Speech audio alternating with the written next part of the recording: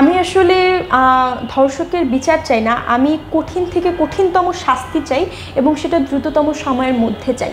কারণ আমরা দেখে এসেছি যে বাংলাদেশে বহু ধর্ষণের ঘটনা ঘটেছে, সেখানে ধর্ষণ আসলে ধর্ষণ, এখানে ধর্ম পরিচয় কিংবা ভিকটিমকে কিংবা অপরাধীকে এইটাকে আলাদা করে জাজ করার আসলে সুযোগ নেই। যে ধর্ষক সে ধর্ষক, তার কোনো দলীয় পরিচয় থাকলেও সে ধর্ষক, না থাকলেও সে ধর্ষক।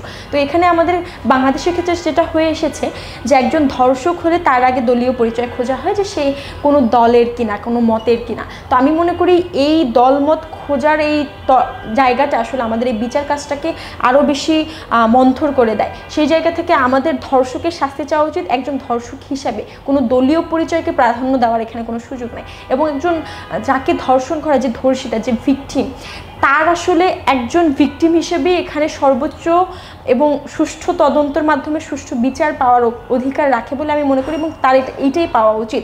তার ওই একজন ভিকটিমের ক্ষেত্রেও তার আলাদা করে তার পরিচয়কে হাইলাইট করার কোনো দরকার হয় না বলে আমি মনে করি। এবং আমাদের বাংলাদেশের অন্যতম একটা প্রবণতা হচ্ছে ধর্ষকের পরিচয় থেকে ধর্ষিতার পরিচয় নিয়ে মানুষের অনেক বেশি মাথা ব্যথা। আমি মনে করি আপনারা ধর্ষকের পরিচয়ের দিকে মনোযোগ দেন, তা ধর্ষককে সোশ্যাল মিডিয়ায় ভাইরাল করেন, কিন্তু সেটা হয় না। হচ্ছে ধর্ষিতা, যেই মেয়েটা ভিকটিম হয়েছে তাকে সোশ্যাল মিডিয়াতে ভাইরাল করা হয়, কিন্তু আলটিমেটলি করা উচিত ছিল ধর্ষকের, যাতে সে সামাজিকভাবে মানে একটা একঘরে অবস্থায় থাকে। এই ধরনের পরিস্থিতি যাতে অন্য কেউ তৈরি করতে গেলে তাকে দেখে শিক্ষা নিতে পারে, কিন্তু বাংলাদেশের ক্ষেত্রে এই বিষয়গুলো আসলে হয় না, যেটা দেখে এসেছে। তো আমি আসলে বিচার চাই বলতে আমি একদম সর্বোচ্চতম বিচার চাই এবং দ্রুততম সময়ের মধ্যে বিচার চাই। কেননা এখানে অপরাধী কিংবা ভিকটিম এই বিষয়গুলোকে আলাদা করে মডিফাই করে দেখার সুযোগ নেই। ধর্ষণ একটা ধর্ষণ, এখানে এইটার উপরে আলাদা সংজ্ঞায়িত করারই কোনো সুযোগ নেই। সেক্ষেত্রে বিচারটা ধর্ষণের হিসেবেই হওয়া উচিত।